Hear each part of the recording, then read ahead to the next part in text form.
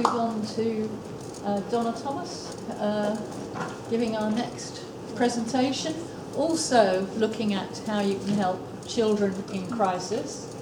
And in this case, arguing that ontology is important as well, in how you frame, basically, how you're intervening. So I'll now hand over to Donna from the University of Lancashire. Central Lancashire. Yes, University of Central Lancashire. So I'm employed by the Children and Young People Centre for Participation that's based at the University of Central Lancashire. So what that is, it is a research centre, and it's a research centre that deals specifically with children and young people, and they do lots of things there. So we can be commissioned by, say, the Council of Europe to do big evaluation projects on children's rights. We can do evaluations, much like what Tracy talked about, where there's an intervention, we go along and we look at how has that worked, and that's kind of the bulk of our work. The problem we have is that a lot of research with children and young people is based in social sciences, and experience is the primary data for this, and it's very taken for granted. So it's never questioned, but what do we mean by experience? And for a majority of the time, it's always experiences that kind of sit in this conventional idea of society at the moment. So, experiences about what school is like, how are you feeling, and it's kind of left there all the time. And experiences, the data is largely collected through narratives from these kind of conceptual narratives, and they behave as some kind of experiential authority about the reality of how things are. And subjective experience itself is never questioned, so although it's kind of a really highly valued thing in social sciences, subjective experience, that's never really questioned either. What does that mean? And the problem that we have with this is that we work with lots of children whose experiences fall outside of those conventional ideas. And not only do they fall outside conventional ideas, but there are experiences where children actually fall outside themselves in some way as well. In the spirit of last night, I thought a really good example of this would be if I could share one of my childhood experiences with you in the spirit of our wonderful workshop last night. So about 30 years ago, and don't be trying to guess my age now, 1988, 12th of September, I was a very happy 15-year-old girl, walking home from youth club, new boyfriend, all cocky, all happy, dreams about being a hairdresser, that's all I ever wanted to be. And there was a group of us, one of the young people was older than us, and he was driving. It was his first car, and he thought, this is my first car, do you want a lift? And we was like, oh yes, I'm 15, I can have a lift and I can be late home, and that's fine. So we got in the car, and the young man was showing up. And what happened next, and I'll tell you kind of the external event, is the car lost control and flipped over 5 times, smashed into a wall, and we were trapped inside a burning car. So it's a very, very, it was an awful car crash, quite a serious car crash. But that was kind of what happened from the outside looking in. What was happening with me was something that's still to this day very, very difficult to put into words, because we don't have language. Language is very dual, and we don't have language to talk about some of these experiences, which is something I'm going to talk about later as well. I will try. So the first thing that happened is everything disappeared, and I was no longer a 15-year-old girl. I was expanding and expanding and expanding, and feeling this most incredible peace and this incredible love, and could start to see 360. And then everything disappeared, and this love and this wisdom, this feeling of being everything and nothing all at once. And then I had a life review. So I, in no time, but in quick time, because time was, you just couldn't even describe time, every single person, event, everything in my 15 years just flashed in front of me.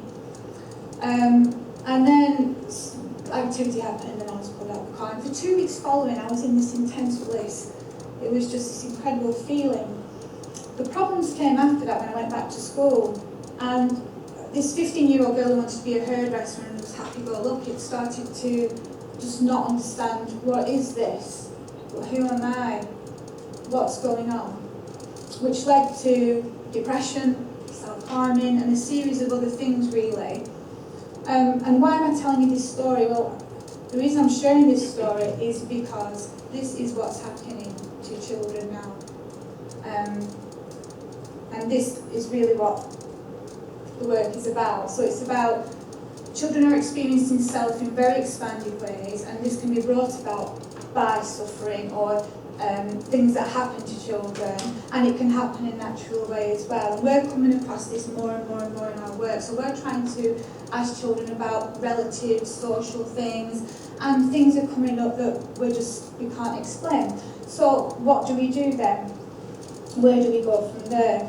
So we start to look at, instead of what's wrong with you and what's happening, it's more of a question of what's our starting point. Can our mainstream ontology and the one that we're working in at the moment explain the experiences of children and young people? I mean, and it's adults as well, but I'm going to try and stick to children and young people because that's what I work in. So, as I said, we're in social sciences, and the problem that we have at the moment in social sciences is that we are collecting validity through experience, but there's huge tensions in the moment between mind and body, and there has been for a long time. So these tensions are about, well, we've got postmodernism in the sense of you are your story, and your identity is always changing in interaction. You're subjective and you're there, and you've got some agency with that, but that's always changing.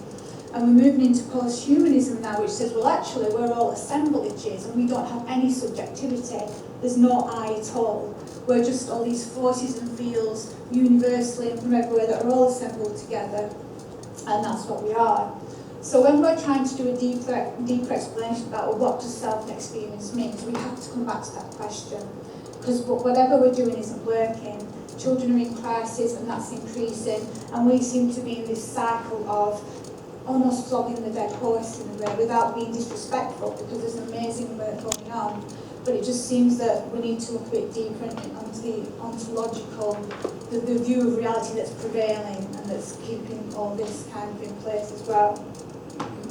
So the mainstream is around this dualistic relationship between mind and body and knower and known. So posthumanism is trying to bring the body back into play, to say, well, actually, children are experiencing the world much more through their body, and that's where we have to start. While the postmodernists are arguing, well, hang on a minute, this is mind and it's very conceptual. But there's nothing in between, and there's nothing else that can explain, well, that's all very well, but what's in between and what's the ground of reality in the middle of that as well.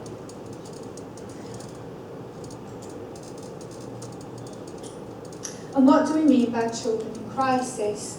Well, we're using that as quite a generic term at the moment, because it can mean children who are having mental health issues, children who have are on the spectrum, who have something. Has anyone heard of something called PANS Panda? Because this is quite interesting.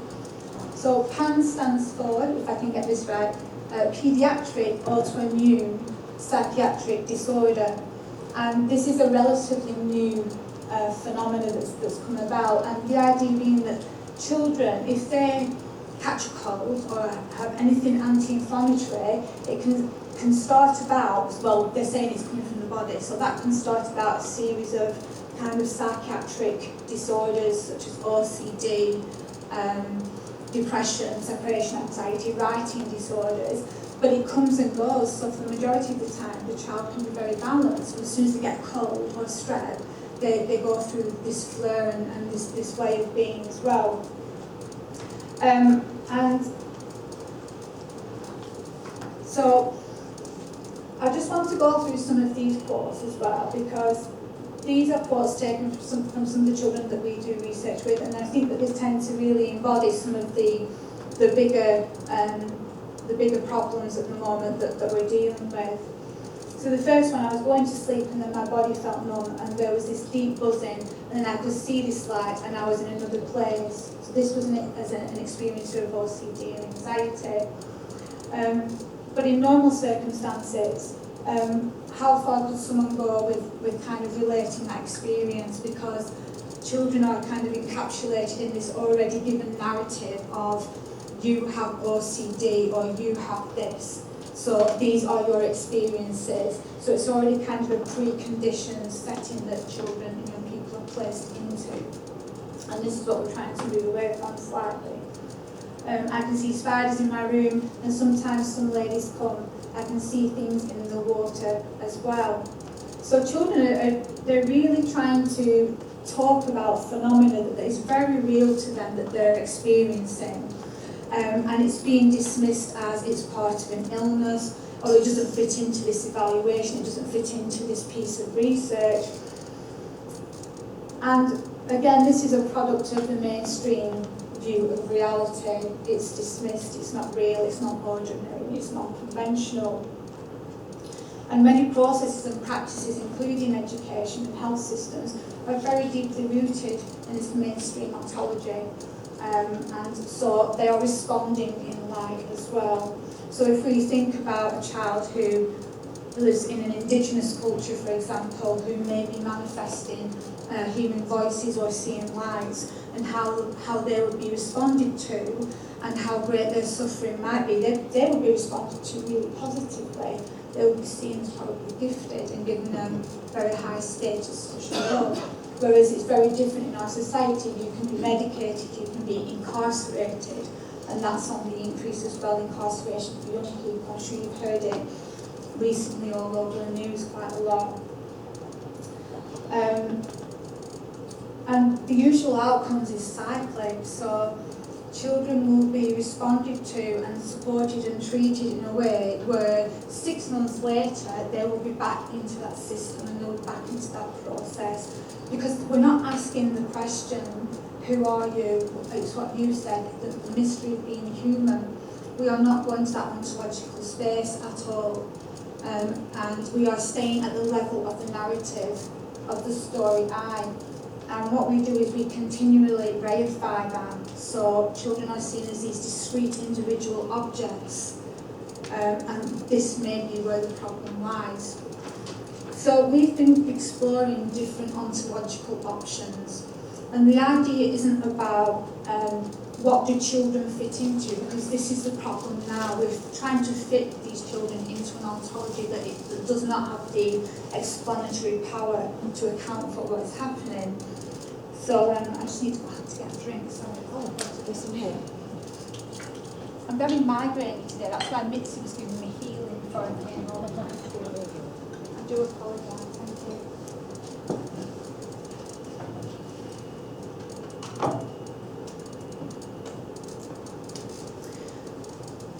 Instead, what would happen if instead of seeing children as kind of an objectified mind, body, separate, discrete thing almost, what could happen if we could turn that whole idea of reality around and perhaps see a child as alter?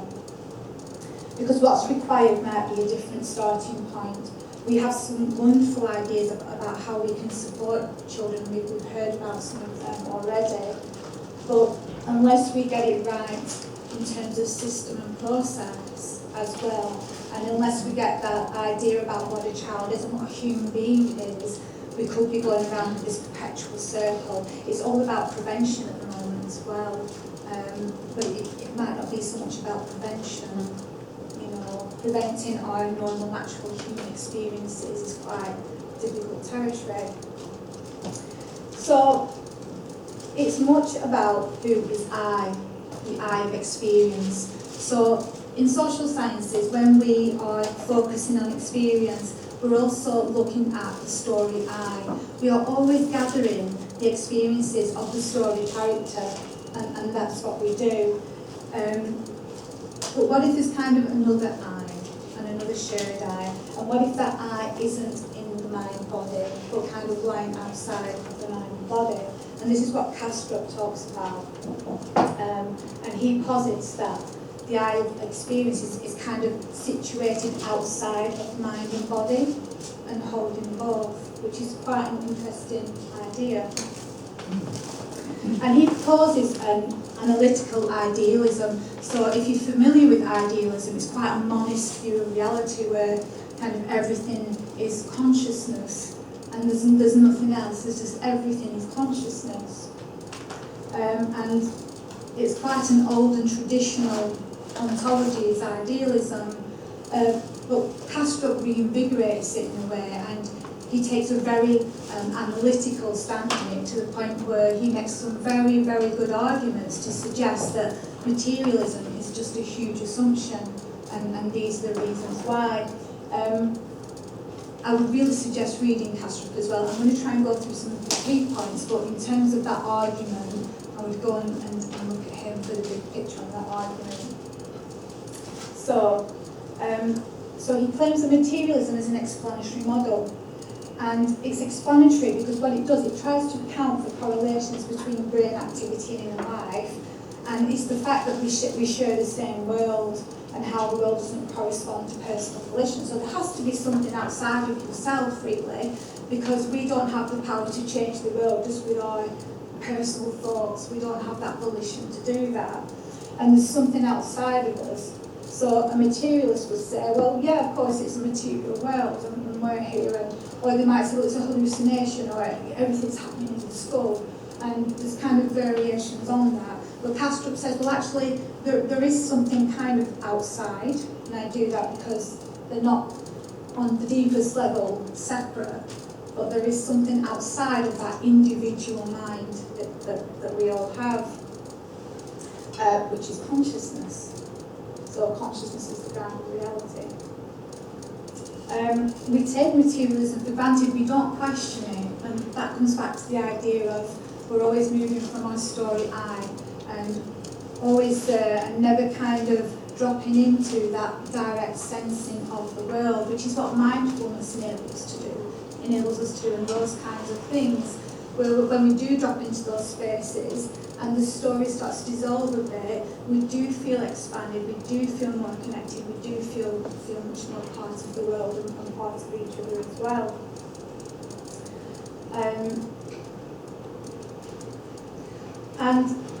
Kastrup talks about the hard problem of consciousness. So he says, well, you know, how can subjective experience arise from ultimates or material ultimates that are just relational, they're just mass, and they're just charge, and they're just spin? So how on earth can subjective experience, you know, what it is to be like? What is it to taste tea? What is it to see the colour red? And this is a really interesting question because it can't be answered through materialism, especially in its current form as well. And there's no fact about any ultimates that can say, that can prove experience comes from that. So when you start to think about it, it's like, oh yeah, you know, I just assume that, yeah, that's that and that's that, and it starts to really open your thinking around what we mean by materialism in the outside world and the inside world as well. But it's not a self-evident given, and anything we ever know can only come through experience. We cannot know anything outside of experience. But in terms of image, he kind of widens that, he plays with definitions and widens that to include not just your sensory, but all types of different sensory modalities are all taking place on this kind of screen of perception, which itself is consciousness, which is the ground of reality. And this is not about solipsism. So this is not about, this is just happening in my mind. He talks about a mind at large, and I know, Max, we had a discussion today earlier about definitions of consciousness, and it can be really tricky because some of us can talk about consciousness in a grander sense of this is the ground of reality, and some of us can talk about it as states of consciousness, everyday consciousness. So I think that's why Kastrup chooses, instead of consciousness, the mind at large. So he calls it mind at large, which I think originally came from Aldous Huxley. I might be wrong, but it might be that. And that's how he talks about ontology and the ground of reality. And in terms of a mind at large ontology, matter itself is a mental process. So it's not our personal subjective mental process, It's kind of the mental process of the mind at large.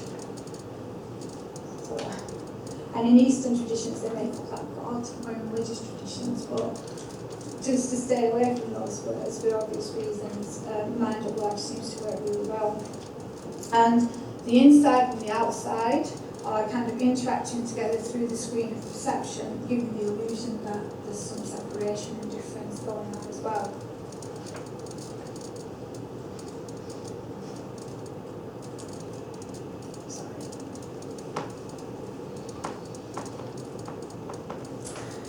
So please read Castro, because I'm conscious of time, so I'll just quickly blurted through that, and that will give you hopefully a much better idea than I have just done about his, because it's huge what he talks about, but it's really good. Really.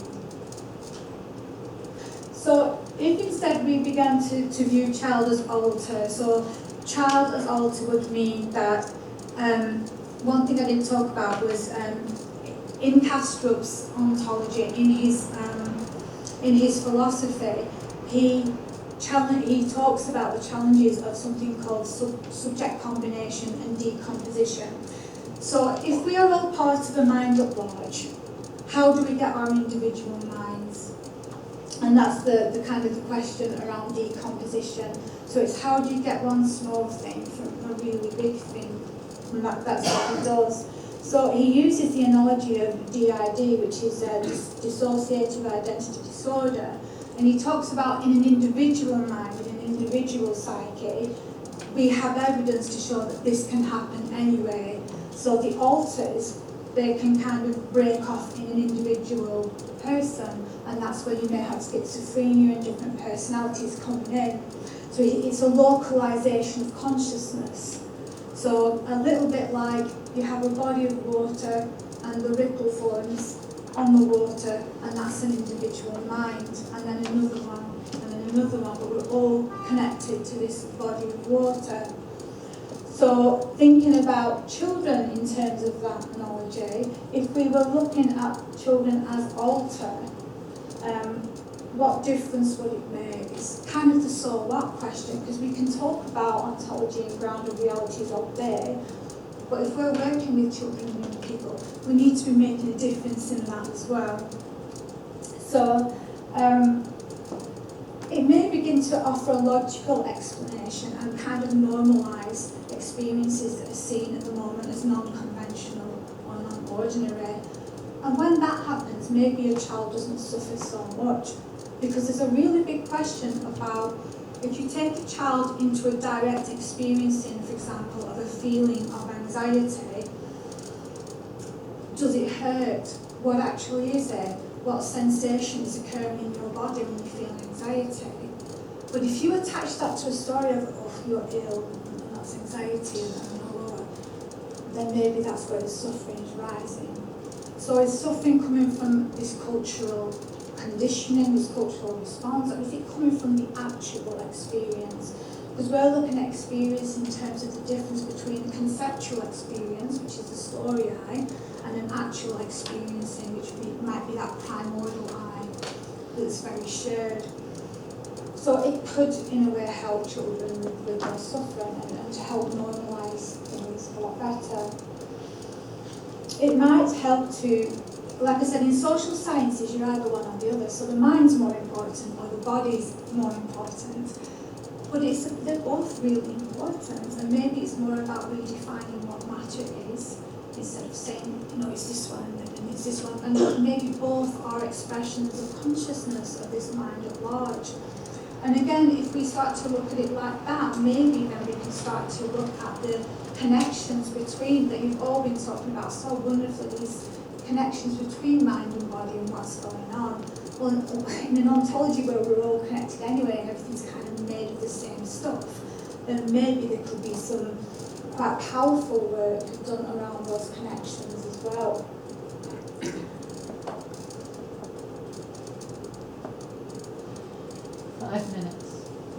Thank you. I'm going to really rush through this now, so I've just got our last couple of slides. So we've got a programme of work that's coming from this. So we're moving away from experience as data, as this validity about what happens and what everyone's going through, to asking what is self, what is experience, and how can that look at what consciousness is as well. Because those self and experience always raise questions about consciousness. So in this problem of work, we want to look at what children can teach us about self, experience and consciousness, because children are very connected to that primordial I still, especially the younger children. Actually, how are they experiencing the self and world? So instead of us telling children what they're experiencing and who they are, let us learn from them. What can we learn from, especially these experiences that are not fitting into the box more and more?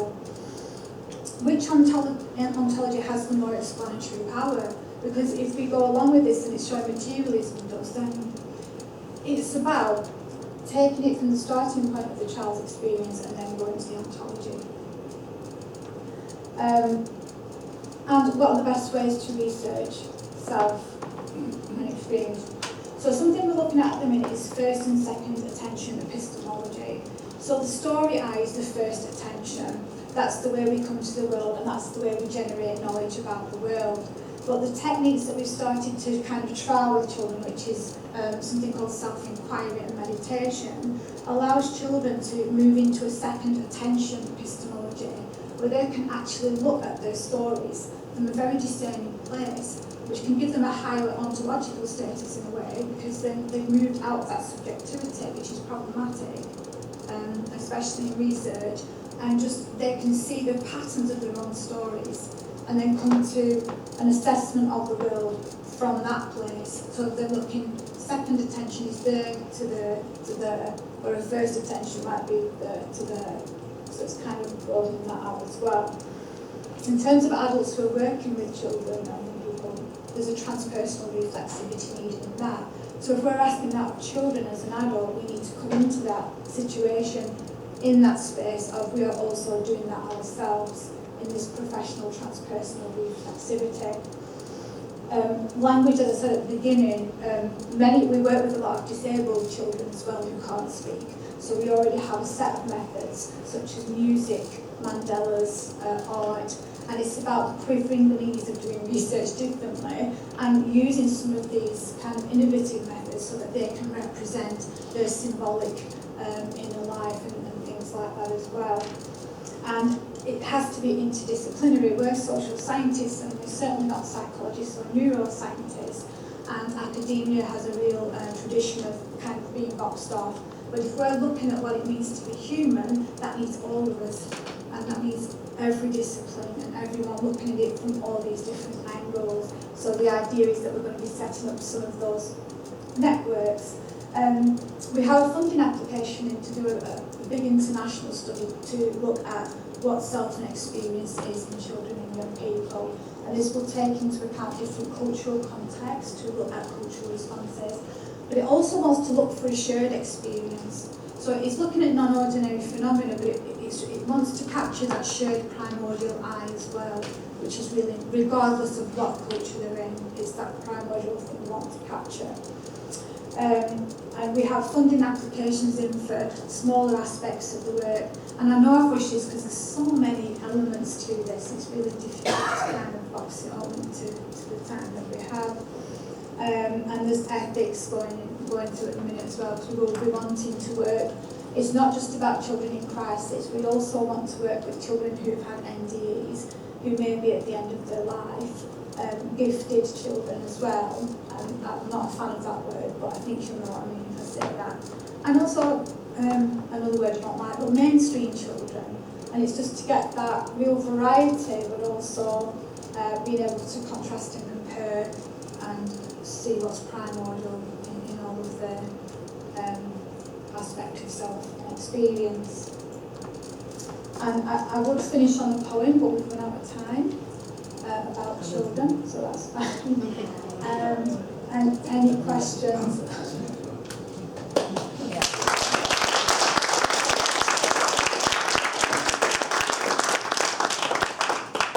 Any questions to Donna?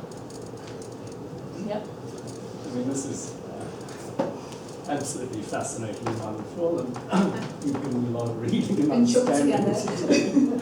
But at perhaps a mundane level, one connection I have to this is that we don't want to pathologise these experiences in children. No. So a lot has been done on schizotypy, but that comes on in adolescence, and people haven't gone back to younger kiddies to look at what these unreality experiences are. And there's a big line of research saying, look, totally normal people, hear voices, see things. William Blake is a fantastic lifelong case study on this. Absolutely normal, wonderful achiever, despite all the odds, but had visions to the age of 4. And that would be one tiny chink into helping us along. I think it's a fantastic window that you're casting. I think as well, we don't tend to have a lot of children study, like certainly in non-ordinary phenomena and in consciousness as well. So I think the idea is to kind of bring consciousness into childhood studies where you can't say the C word. I nearly did get the thumbnail, don't film that. But the point I'm making, it's really difficult to bring in something into a very, very mainstream discipline in a way, but it's really necessary. But it's also the idea of bringing children more into consciousness studies as well, because from my perspective, I can't see them there very much. So, but yeah, it's about, if we look at it from child as altered, there's nothing non-ordinary about any experience really. And there are so many younger children who are absolutely having these experiences and they're fine with it. They're absolutely, until someone says, an adult will go, oh, you saw something in the room? And then automatically the child is like, oh, I've done that before. And then that starts to embed that story consciousness. I guess they're more prevalent in childhood, actually. They're also prevalent, yeah. And solving some fantasy, etc., etc. I mean, it's a big field to be opened up here. Yeah. It hasn't been opened up. It's huge. And I think that's why we want to avoid labels as well. I mean, to an extent, while we're doing the research, it's difficult to avoid any, and I'm not a fan of the labels, but it's just trying to get the experiences from a very wide variety, because, this is why they're being labelled, because of the way that they're experiencing the world, because it's not how mainstream ideas are saying you should be. But hang on a minute, not only are they experiencing the world in this way, but this is increasing. And what's happening is consciousness evolving. Are we just too stuck for the children? And you can move into so many questions. At the minute, we just want to keep it to self-experience and keep it there. But it will be really interesting to see what comes up from the research studies. Can we have one last question? Thank you very much. That was a really, really interesting presentation, not least for the philosophy you brought into into the presentation. I was listening to you really intensely. I was thinking of the late Hans Kahn, who said, are we trying to explain before we understood? And you talk about explanatory power, and I'm thinking, do we really understand in order to be able to explain? Of course, as scientists, we are keen to explain, and sometimes we jump ahead of ourselves and ahead of the very people that we're trying to explain. Yeah. So I was just thinking, maybe just taking, not normalizing or abnormalizing, but just recording what is happening to the children, just understanding what is happening. And then maybe making connections and correlations and explanations. Yes, absolutely. And the other problem we have with research with children and young people is that there's a big tradition of them being research objects. Yeah. Where at the centre we don't research on, we research with. So we have children who are researchers, we train them, they direct the research. And so it's about bringing what we do there into this work as well. So it really is hopefully about that as well. My question would be, how do we get involved? with what you're doing. If we're working in a school setting, Oh, yeah, and this is yeah. exactly why I'm here, what you're talking about, I Yeah. can't believe the Yeah. synchronicity, if you I like. have done some. I've done some self-inquiry work in schools because I do voluntary work as well as the academic, and it's incredible. And that's it's very simple as well. So you can take a singing morning and facilitate that shift into a kind of, let's say, a deeper space. And then we do story work, and they look at their narrative, at their inner narrative, and the things around that. And even something as simple as that allows them to move into a space and acknowledge that I'm not my thoughts, I'm not these feelings, I'm not what you're telling me I am either. So there's a self-healing in that and a self-empowerment. And yeah, with schools, again, I asked the question, are we trying to fit these square pegs into round holes in a way? Because there's something there about the institutions. We're having a lot of problems with schools, as the last presentation was talking about. But we're blaming the child in a way. We're putting it on to, well, you've got anxiety and you've got this. Well, actually, how about looking at the school? So there's so many things around it. But how you can get involved, wonderful. Yeah, I mean, the more the merrier. Absolutely. Thank you. Thank We'll have to you. stop the questions now, so we can get lunch. And lunch will be served. It is